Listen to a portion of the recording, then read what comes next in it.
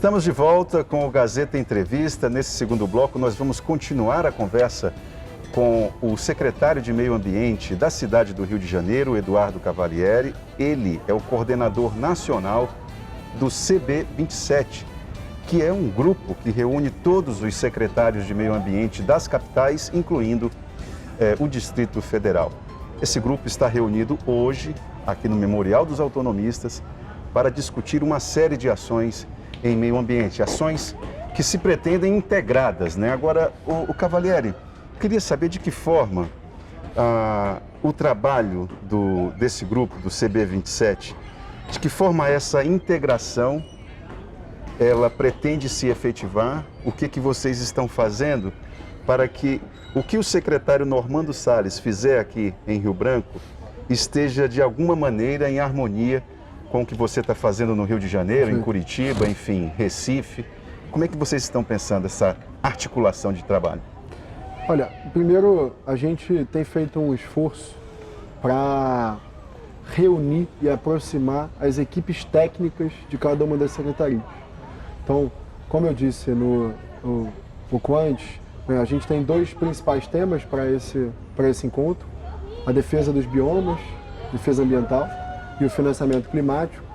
E uma das reuniões preparatórias que a gente fez para esse encontro que a gente está tendo, a gente reuniu os chefes de defesa ambiental, os chefes de fiscalização, de cada uma das secretarias, para que eles pudessem discutir potenciais mudanças, que foram, acho que estão aí nesse pacote de mudanças no sistema de proteção e defesa do meio ambiente dos últimos 3 anos aqui no Brasil, e de que forma as cidades, de que forma esse federalismo ambiental, essa intenção de restringir, de proteger, de aumentar o nível de defesa ambiental nas cidades, como é que a gente pode operacionalizar isso. Então, acho que esse é um exemplo concreto. Em primeiro lugar, os servidores efetivos, os quadros técnicos das secretarias, nós vamos e podemos nunca voltar, mas os servidores e os quadros técnicos, eles vão permanecer. Então, acho que um dos legados que a gente está tentando deixar é o de aproximar as equipes técnicas, para que eles possam produzir juntos, produzir conhecimento, produzir ações práticas, produzir acordos de cooperação técnica, independentemente daquele nível de governo, do nível de secretariado. Então, por outro lado, na discussão do financiamento climático, existia uma demanda muito objetiva dos secretários de que a gente pudesse aproximar cada uma das secretarias, dessas instâncias de financiamento, como, por exemplo, bancos. Então, a gente está criando um ponto de contato em comum para esses secretários, para que eles possam discutir financiamento climático, por exemplo, com o BDMG, que está se posicionando como um banco que pretende oferecer recursos para esse tipo de iniciativa. Eu acho que esse é o tipo de iniciativa que a gente busca quando reúne secretários ao redor de duas pautas tão importantes: defesa do meio ambiente e financiamento climático.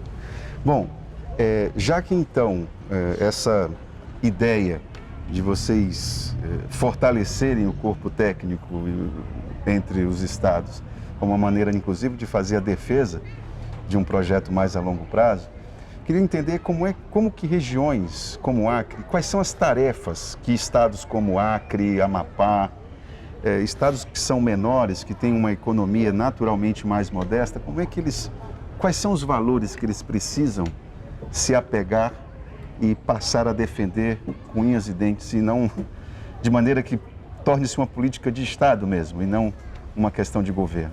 Olha, vou dar um exemplo muito objetivo que envolve a cidade do Rio de Janeiro e a cidade de Rio Branco, tá? E como que a gente pode trocar essas expertises que foram produzidas em cada uma das cidades. O estado do Acre e a cidade de Rio Branco acho que são muito conhecidas no Brasil por terem desenvolvido um sistema de pagamento por serviços ambientais antes de outras cidades e estados no Brasil. Então, se você hoje quer consultar, por exemplo, algum gestor público que entende do tema de financiamento climático, e há uma razão pela qual a discussão de financiamento climático está acontecendo aqui em Rio Branco, esse é o secretário de Meio Ambiente de Rio Branco. o secretário Normando. Talvez ele seja o grande especialista do Brasil hoje como gestor público nessa discussão. E tem algumas razões práticas, aí disso não, né, além do secretário Normando, mas o próprio corpo técnico aqui da Secretaria de Rio Branco, por exemplo, né, diferentemente da cidade do Rio de Janeiro, do corpo técnico da Secretaria de Meio Ambiente do Rio de Janeiro, durante os últimos 10 anos, a cidade de Rio Branco se dedicou pouco ao licenciamento ambiental, que ficou muito concentrado no Estado, a nível do Estado, aqui do Estado do Acre. Enquanto que na cidade do Rio de Janeiro, no município, na prefeitura, a partir de 2007, cada vez mais a Secretaria de Meio Ambiente concentrou expertise e competências de licenciamento ambiental. Então, é muito prático imaginar que a Secretaria de Meio Ambiente de Rio Branco e a Secretaria de Meio Ambiente da cidade do Rio de Janeiro podem trocar expertises, né, quando você tem um corpo técnico muito especializado, né, nas discussões de licenciamento, de um lado, e um corpo técnico muito especializado na discussão de pagamento por serviços ambientais do outro, e financiamento climático em alguma medida. Então, esse tipo de troca que a gente tem buscado. Bom, a questão do pagamento por serviços ambientais, o Acre também, o Estado do Acre, isso, tem a dizer em relação a isso, não é? Exatamente. Agora, essa proposta, ela não foi muito bem compreendida nem pelos defensores das pessoas que formularam esses projetos. Na tua avaliação, o que está faltando? Está faltando melhorar a comunicação? Está faltando diminuir burocracia? Está faltando o quê para que serviços ambientais deixem de ser um tema muito ligado à academia ou a alguns gestores públicos de ponta? Perfeito. Acho que, primeiro, algumas políticas e ações de governantes, a gente reclama muito quando o governante se concentra em medidas de curto prazo. E também reclama quando o governante consegue ser visionário, vanguardista e consegue produzir um conjunto de leis, um conjunto normativo, um conjunto de ações que muitas vezes precisa de 1 década, 2 décadas para chegar ao ponto de estar maduro e funcionar. Então, no caso dos pagamentos por serviços ambientais, né, a legislação do Estado do Acre remonta aos idos de 2010. Exato. Então, de lá para cá, muita coisa mudou, né? Como a gente conversou antes sobre o amadurecimento do mercado financeiro, amadurecimento de empresas, o amadurecimento desses instrumentos de governança climática.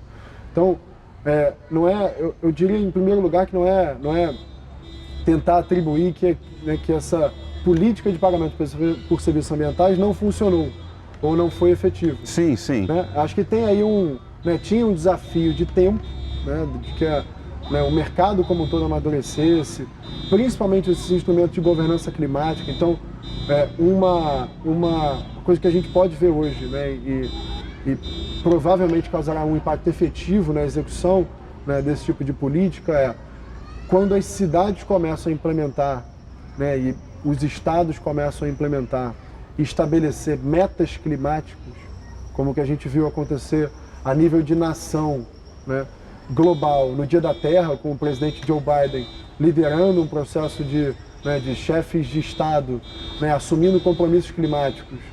Isso se desdobra, né? A gente terá um encontro no final do ano em Glasgow, né, em que provavelmente muitas cidades apresentarão, né, vou dar o exemplo aqui do C40, que é uma rede de cidades que reúne grandes capitais pelo mundo. Né, o C40 está liderando junto a cada uma dessas cidades que fazem parte da rede. A cidade do Rio de Janeiro, por exemplo, é uma delas. Que as cidades também assumam compromissos climáticos. Então, quando você tem de um lado metas climáticas e uma política estruturada de pagamentos por serviços ambientais, né, você pode imaginar que essas metas, conforme a sociedade civil, a população começa a enxergar que elas são metas factíveis e que têm que ser cobradas, né, o governante começa a tomar cascudo, porque ele se comprometeu. Sim, exatamente. Então, eu, como secretário de Meio Ambiente, no Dia Mundial do Meio Ambiente, junto com o prefeito Eduardo Paes, nós lançamos na cidade do Rio de Janeiro um pacote climático que envolve um conjunto de metas, desde saneamento, que é a agenda ambiental urbana, né, a neutralização das emissões até 2050, metas claras de gestão de resíduos até 2030. Isso faz com que o governante, né, que assumiu o compromisso de metas climáticas, tenha que usar os instrumentos efetivos de redução das emissões, né, ou de produção de serviços ecossistêmicos.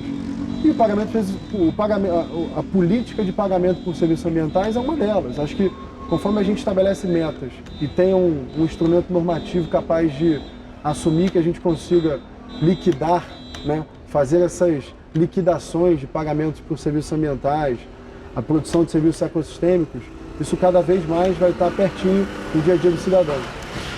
Eu vou fazer uma pergunta agora, porque nós vamos fazer interromper agora o bloco, vamos fazer um outro intervalo, mas eu queria que você iniciasse o terceiro bloco, Cavalieri, fazendo uma reflexão a respeito de uma situação que, inclusive, vocês que lidam com a formulação e execução de política ambiental, vocês são muito cobrados.